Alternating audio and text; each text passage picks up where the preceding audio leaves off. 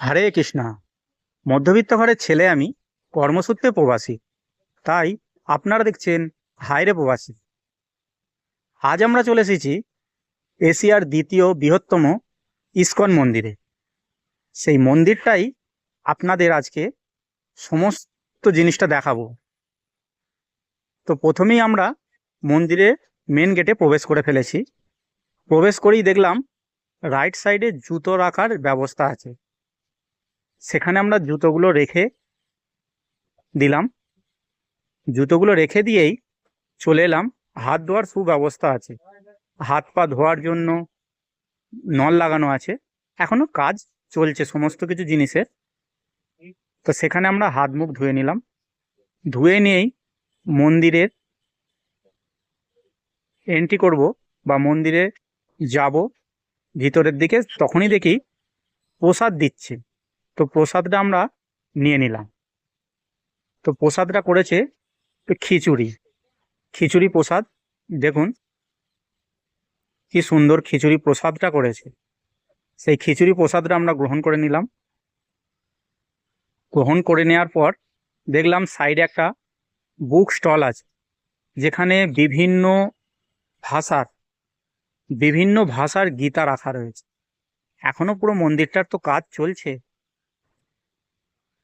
তো ওখান থেকে ফিরেই আমরা মন্দিরের পথে যাচ্ছি। এখানে একটা মজার বিষয় আছে, এখানে যে পাথরগুলো লাগানো আছে, কালো পাথরটা কিন্তু প্রচণ্ড গরম হয়ে রয়েছে, কিন্তু সাদা পাথরটায় একটুও গরম নেই। কারণ সাদা পাথরটা তাপটাকে রিফ্লেক্স করে দিচ্ছে। এই যে পাশে দেখছেন লাইট লাগানো আছে, জল আছে। মানে রাত্রির এর দৃশ্যটা খুব আরো মনোরম হয়। তো আমরা এখন দিনের বেলা এসেছি বলে এই জিনিসটা আপনাদের দেখাতে পারছি না। এই যে লাইটগুলো লাগানো আছে, লাইট জ্বলবে। আর সাইডে ওই জলে ফোয়ারা লাগানো আছে। ওখান থেকেই ডাইরেক্ট আমরা মন্দিরের পথে উঠছি। হাতিগুলো যে করা রয়েছে পুরো পাথরের তৈরি, খুব সুন্দরভাবে কাজ করেছে। পুরো মন্দিরটাই পুরো পাথর দিয়ে বানানো। হাতির কাজটা দেখুন কি সুন্দরভাবে বানিয়ে রেখেছে হাতিটা। উপরে উঠেই বাইরের দিকে ভিউজটা আপনাদের দেখাচ্ছি। চারিদিকটা পাহাড় দিয়ে ঘেরা, এক সাইডে বড় বিল্ডিং। তারপরেই দেখুন এর গেটটা কি সুন্দরভাবে করা রয়েছে, উপরের ডিজাইন, উপরে কালার পেন্টিং, মনোরম দৃশ্য সাজিয়ে রেখেছে।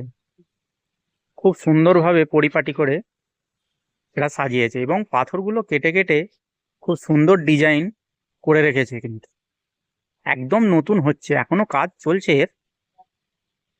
তো এখান থেকে দেখার পর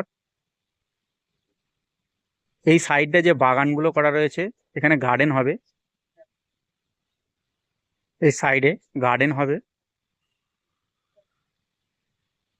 ওখান থেকে দেখুন সাইডগুলো ছোট ছোট যে মন্দিরগুলো রয়েছে, এই মন্দিরের ভেতরটা আমরা দেখতে পেলাম না কি আছে। তারপরেই যে ওটা আছে, এটা বড় গেস্ট হাউস, আমাদের প্রভুদের গেস্ট হাউস আছে।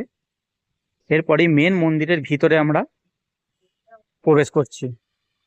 প্রবেশের মুখেই কিন্তু একটা খুব সুন্দর জিনিস রয়েছে। সেই জিনিসটা হচ্ছে যে কি সুন্দর আলপনার মতো দেয়া রয়েছে, আঁকা রয়েছে। সেই জিনিসটাই দেখুন, এত সুন্দরভাবে কাজটা করা রয়েছে। ভক্তরা কিন্তু বসে রয়েছে। মন্দিরটা এই সময় বন্ধ আছে, কিছুক্ষণের মধ্যে খুলে যাবে। তার জন্য ভক্তরা বসে আছে। এর যে কারুকার্যগুলো দেখুন কত সুন্দরভাবে করা রয়েছে, যেন জীবন্ত জীবন্তভাবে সাজানো রয়েছে।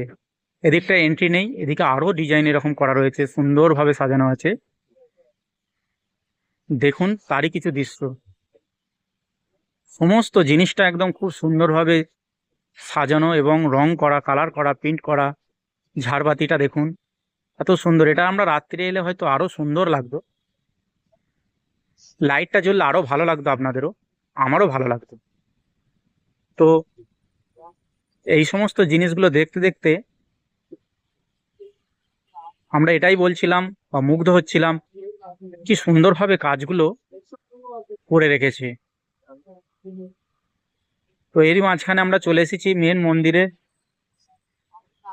দরজা ওপেন হয়ে গেছে, সবাই বসেছিল, সবাই দাঁড়িয়ে পড়েছে। সবার মনে একটা উন্মাদনা, হরে কৃষ্ণ হরে কৃষ্ণ, কৃষ্ণ কৃষ্ণ হরে হরে, সবাই কিন্তু মুখে উচ্চারণ করছে। আর আজকের তারিখে সেলফির যুগ, ফোনের যুগ, সবার কথা অমান্য, ওদের গাইডলাইনের কথা অমান্য করেও সবাই ফটো নেওয়ার জন্য প্রস্তুত হয়ে গেছে। সেটাও দেখুন, আমিও নিচ্ছিলাম ভিডিও, বারণ করা সত্ত্বেও সবাই নিচ্ছে। মন্দিরটার দরজা খুলে যাওয়ার পর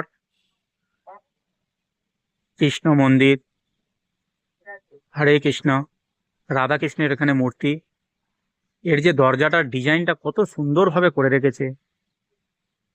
এখানে আমার ভিডিওটা নিতে একটু সমস্যা হচ্ছিল, কেননা সবাই ফটো তুলছে, ধাক্কাধাক্কি লাগছে, কেউ ক্যামেরার সামনে চলে আসছে, তো একটু সমস্যা হচ্ছিল। সেই সমস্যা থেকেও আমি ফটোগুলো নেওয়ার বা ভিডিওটা করার চেষ্টা করেছি, এবং সেই ভিডিওটা আপনাদের দেখানোর চেষ্টা করছি। সবাই ওখানে প্রদক্ষিণ করছে, দেখছে, নাম করছে, বহু ভক্ত এসেছে, বহু ভক্তের সমাগম হয়েছে।